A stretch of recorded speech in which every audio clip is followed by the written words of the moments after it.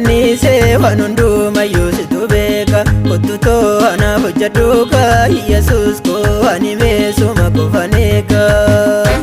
warri dhaabbatee si eeggatee jireenyi isaanii si boqote warri si eeggachuu dadhabanii isaan achumaan badaani ati waan hedduu gootee yaa gooftaa dachee kaanayyuu hin diriirsitu halkaniif guyyaa adda baastee ji'oota waggoota moggaaste.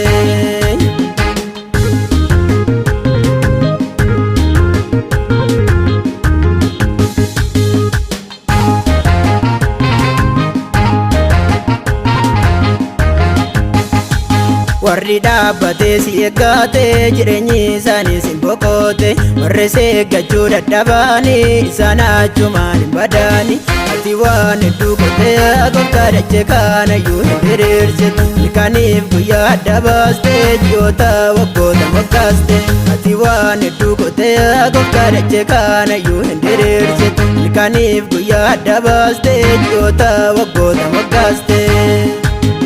hundumayyuu sitannise waan hundumayyuu situ beeka kotutoo anaaf hojjedhuuka Yesuus koo ani meesuma qofaneeka warri dhaabbatee si eeggatee jireenyi isaanii si boqote warri si eeggachuu dadhabanii isaan achumaan badaani ati waan hedduu gootee yaa gooftaa dachee kaanayyuu hin diriirsitu halkaniif guyyaa adda baastee ji'oota waggoota moggaaste.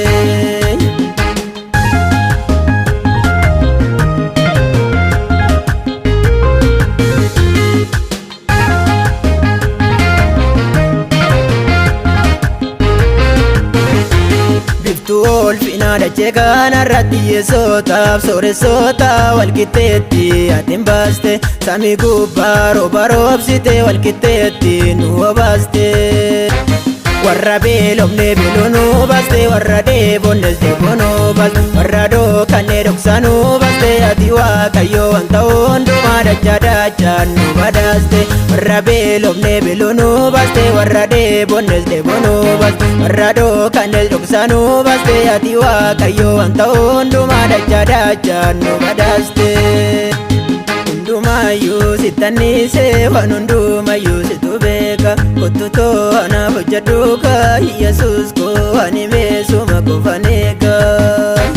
warri dhaabbatee si eeggatee jireenyi isaanii si boqote warri si eeggachuu dadhabanii isaan achumaan badaani ati waan hedduu gootee yaa gooftaa dachee kaanayyuu hin diriirsitu halkaniif guyyaa adda baastee ji'oota waggoota moggaaste.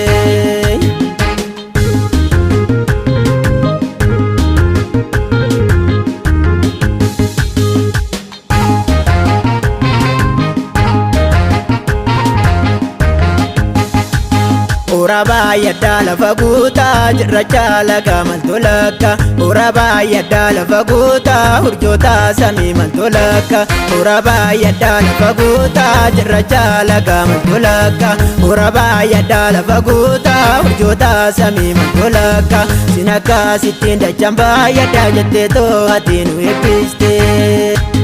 hundumayyuu sitannise waan hundumayyuu situ beeka kotutoo anaaf hojjedhuuka Yesuus koo ani meesuma qofaneeka